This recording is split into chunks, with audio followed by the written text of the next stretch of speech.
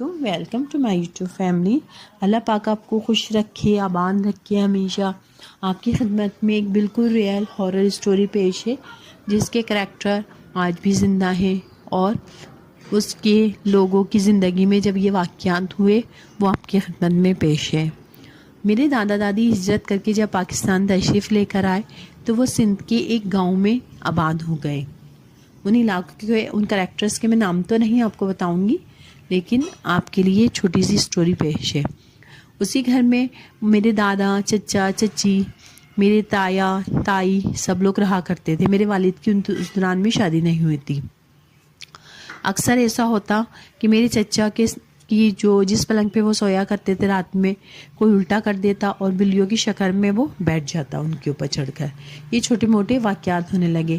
یا پھر ایسا ہوا اکثر کہ میری کوئی باہر سے کوئی بارات، جیسے